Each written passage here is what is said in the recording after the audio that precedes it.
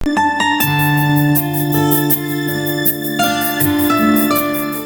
Friends, this is NK Mishra and you are watching NK Mishra classes. आज के video में आप स्पीकिंग इंग्लिश और रिटेन इंग्लिश को इम्प्रूव करने जा रहे हैं। इसके लिए बहुत ही बेहतर वीडियो आपको मैं दे रहा हूं और इसे एक एक पॉइंट को देखेंगे और समझेंगे। कैसे? बेसिक तो आप बोल ही लेते हैं, बेसिक क्लास कंप्लीट करके, बेसिक ग्रामर पढ़ करके आप इंग्लिश बोल लेते हैं, लेकिन एक रिपोर्टर किस प्रकार से इंग्लिश बोलता है आप इसे देखकर समझ सकते हैं। उसी तरीके के सेंटेंस को मैं ट्रांसलेट करके और आपको सिखलाने जा रहा हूं, ताकि आप जब भी कोई घटना कहीं पर घटे और अगर आपसे रिपोर्टर पूछे तो आप इंग्लिश में बोल पाएँ। तो इसके लिए ज़रूरी है कि आप इस वीडियो को देखिए। अब सेंटेंस देखते हैं। ड्यूटी में लापरवाही की वजह से कुछ पुलिस ऑफिसर को निलंबित कर दिया गया। अगर यही बात बोलना हो इंग्लिश में तो फिर कैसे बोलेंगे? नेता अपने निहित स्वार्थवश बेरोजगार युवाओं को दंगों के लिए भड़का रहे थे, या फिर राज्यों में सुरक्षा व्यवस्था चुस्त दुरुस्त कर दिया गया है, या फिर पुलिस ने अनियंत्रित भीड़ को तितर बितर करने के लिए हवाई फायरिंग किया। तो इस तरीके से हम और भी सेंटेंस बतलाने जा रहे हैं, ताकि आप बिल्कुल आज के बाद से मैं कई वीडियोस बनाने जा रहा हूं, ताकि आप इस पर पूरा कमांड कर लें। न्यूज़, टेलीविज़न न्यूज़ हो, फिर न्यूज़पेपर हो, या फिर स्पीकिंग करना हो, इन सभी में आप एक्सपर्ट हो सकें। लेकिन आगे बढ़ने से पहले आप इस वीडियो को लाइक कर लीजिए। अगर पहली बार इस चैनल पर आए हैं तो इस चैनल को सब्सक्राइब कर लीजिए और बेल आइकन जरूर दबाइए। तो चलिए शुरू करते हैं। तो जब भी इतने बड़े सेंटेंस को आप देखें तो कुछ आपको टिप्स को समझना पड़ेगा। सबसे पहले देखें हु का आंसर कहाँ है, या फिर हुम का आंसर कहाँ है। व्हाट, हु मीन्स होता है सब्जेक्ट, हुम means object, what means action, क्या एक्शन हुआ। वेयर मीन्स होता है प्लेस, कौन सा प्लेस पर घटित हुआ। वेन मीन्स टाइम बतलाना है, तो इसको अरेंज करना है। तो सबसे पहले वाले सेंटेंस में देखते हैं, ड्यूटी में लापरवाही की वजह से कुछ पुलिस ऑफिसर को निलंबित कर दिया गया। अब यहाँ पर हु नहीं है, कोई काम करने वाला व्यक्ति नहीं है, कोई सब्जेक्ट नहीं है, बल्कि यहाँ पर हुम का आंसर आपको मिल रहा है। किसी को निलंबित कर दिया गया, निलंबित करने वाला कोई दूसरा व्यक्ति था, यहाँ पर किसी को निलंबित कर दिया गया। तो किससे निलंबित कर दिया गया? तो कुछ पुलिस ऑफिसर्स को निलंबित कर दिया गया। कुछ पुलिस अफसर को कैसे? सम पुलिस ऑफिसर्स वर सस्पेंडेड, निलंबित कर दिया गया। क्यों? व्हाई मीन्स कारण बतलाना है आपको। तो ड्यू टू डेरेलिक्शन ऑफ ड्यूटीज। अब यहाँ पर आप वर्ड भी याद करते चलेंगे। डेरेलिक्शन ऑफ ड्यूटीज का मतलब है कर्तव्य में लापरवाही करना, कर्तव्य में कोताही बरतना। तो इस तरीके से आपने हुम का आंसर खोज लिया। अब दूसरे सेंटेंस को पढ़ते हैं। नेता अपने निहित स्वार्थवश बेरोजगार युवाओं को दंगों के लिए भड़का रहे थे। अब यहाँ पर हु का आंसर मिल रहा है। कोई काम करने वाला व्यक्ति दिखाई दे रहा है जो कुछ कर रहा था। नेता कुछ तो कर रहा था, नेता ऐसे कुछ नहीं करते हैं। देख लीजिए क्या कर रहे थे, यहाँ पर क्या कर रहे थे देख लीजिए। नेता अपने निहित स्वार्थ बस, अपने लालच बस, अपने फायदे के लिए बेरोजगार युवाओं को दंगों के लिए भड़का रहे थे। तो हु का आंसर खोजना है। हु का आंसर कौन है? लीडर्स। तो कौन भड़का रहे थे? लीडर्स भड़का रहे थे। क्यों भड़का रहे थे?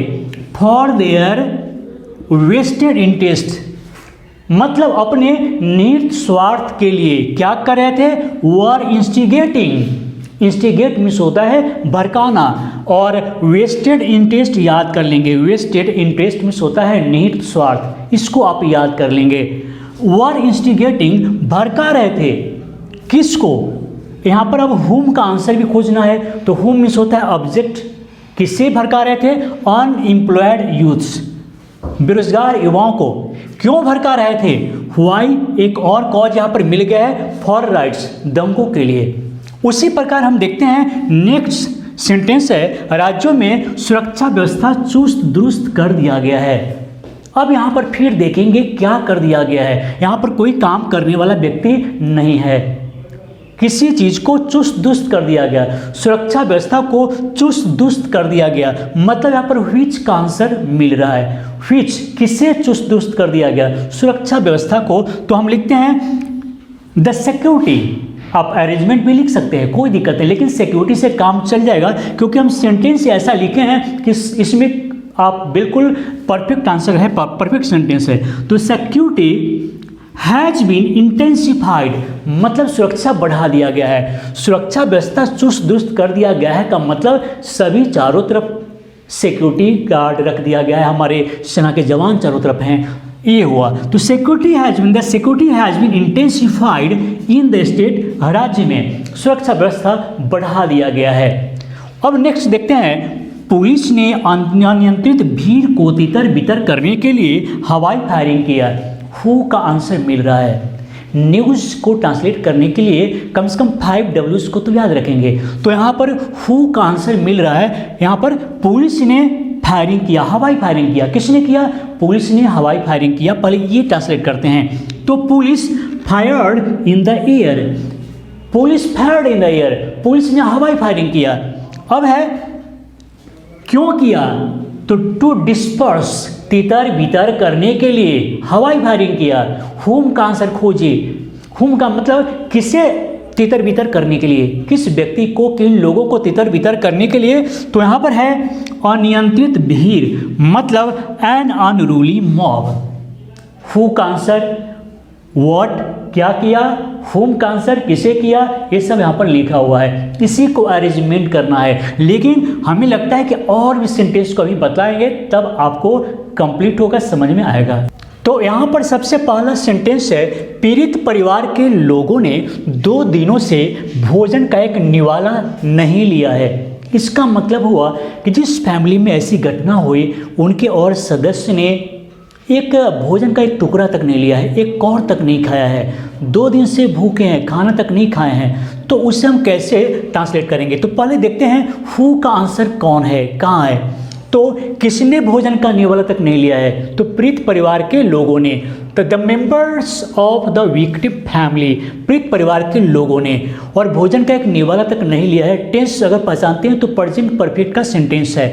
तो लिखेंगे यहाँ पर हैव, और not taken a morsel, not taken a morsel of food, भोजन का एक कौर तक नहीं लिया है, भोजन का एक टुकड़ा तक नहीं लिया, भोजन का एक निवाला तक नहीं लिया है। जैसा कि यहाँ पर निवाला लिखा हुआ है, तो भोजन का एक निवाला तक नहीं लिया है। फॉर 2 days मतलब 2 दिनों से। तो पहले आपने देखा हु के आंसर को खोजेंगे, व्हाट क्या किया वो देखेंगे। नेक्स्ट है, लोगों के मन को भांपते हुए पुलिस को पीछे हटना पड़ा। मान लीजिए उग्र भीड़ है, तोड़ फोड़ जारी है और वहाँ पर पुलिस भी है, तो कभी कभी अधिक उग्रता को देखकर पुलिस को भी पीछे हट जाना पड़ता है। तो उसी तरह से देखेंगे, लोगों के मन को भांपते हुए सब्जेक्ट को पहचानेंगे, हु का आंसर खोजेंगे, किससे पीछे हटना पड़ा? तो पुलिस को पीछे हटना पड़ा। क्या करना पड़ा? व्हाट, तो पीछे हटना पड़ा। तो पहले हम लिखते हैं पुलिस को पीछे हटना पड़ा। तो police team had to retreat, police team को पीछे हटना पड़ा। क्यों? व्हाई? तो गेजिंग पीपल्स माइंड मिस होता है लोगों के मन को भांपते हुए। गेज वंस माइंड, किसी के मन को भांपना। गेज योर माइंड, आपके मन को भांपना।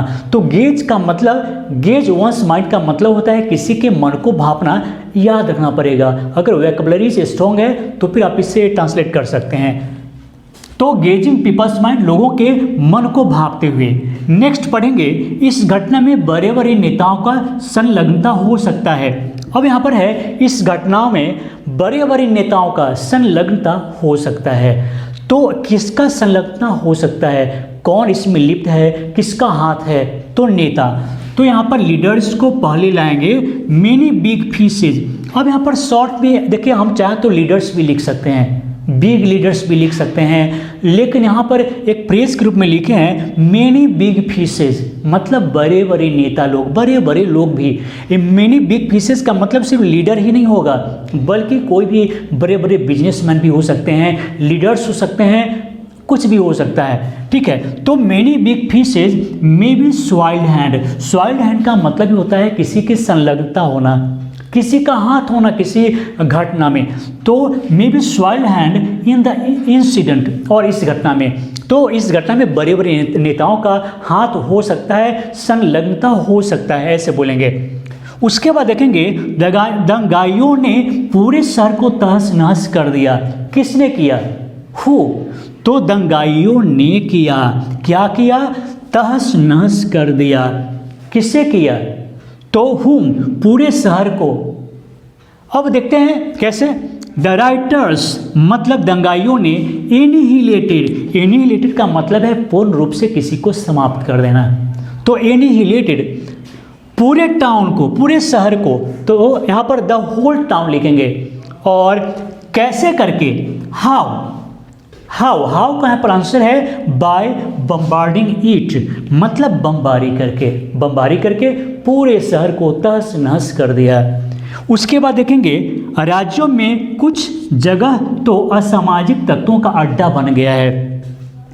राज्यों में कुछ जगह तो असामाजिक तत्वों का अड्डा बन गया है का मतलब ये हुआ कि वहाँ पर असामाजिक तत्वों का आना जाना होता है। जो समाज विरोधी, देश विरोधी लोग हैं उनका वहाँ पर आना जाना होता है। तो लिखेंगे, तो पहले देखेंगे हु का आंसर। हु का आंसर देखेंगे तो राज्यों में कुछ जगह तो असामाजिक तत्वों का अड्डा बन गया है। कौन बन गया है? यहाँ पर व्हिच का आंसर मिल रहा है। तो कुछ जगह, ठीक है। तो सम प्लेसेज, कहाँ पर? इन द स्टेट, राज्यों में क्या हुआ? तो अड्डा बन गया है। Have become roost. अब यहाँ पर रुस्ट का मतलब होता है अड्डा या बसेरा। रुस्ट मतलब ये नेगेटिव सेंस में ही इसका यूज होता है। किसके लिए बन गया है? अड्डा तो बन गया है, किसके लिए? तो for anti social element, for anti social elements करते हैं, मतलब असामाजिक तत्वों के लिए बन गया है। तो उम्मीद है कि देखिए आज का जो वीडियो है वास्तविक में बहुत ही ज़्यादा इंपॉर्टेंट है। अगर इस तरह का सेंटेंस अगर पढ़ने लगें तो मुझे नहीं लगता कि आपको कहीं भी जाना पड़े इंग्लिश स्ट्रक्चर को इम्प्रूव करने के लिए। आप इंग्लिश न्यूज़ हो या न्यूज़पेपर हो, आप समझ सकते हैं, बोल सकते हैं, एडवांस स्पीकिंग कर सकते हैं अगर इस तरीके का पढ़ाई आप करेंगे तो। आप अभी आपका वीडियो कैसा लगा, सवाल नहीं पूछने जा रहे हैं, आपका वीडियो कैसा लगा आप कमेंट बॉक्स में लिखिए। अगर वास्तविक में अच्छा लगा तो इस तरह का वीडियो तो मैं भी 50-60 दे सकता हूँ। इसलिए ज़रूरी है कि आप हमारा प्रोत्साहन करें, इस वीडियो को थोड़ा सा शेयर करें ताकि अधिक से अधिक व्यूज आए, तो मुझे लगे कि आपको पसंद आया तो हम और सारे वीडियो बनाएंगे। तो चलिए दोस्तों, इस वीडियो को लाइक करने के लिए, शेयर करने के लिए आप सभी को बहुत बहुत धन्यवाद।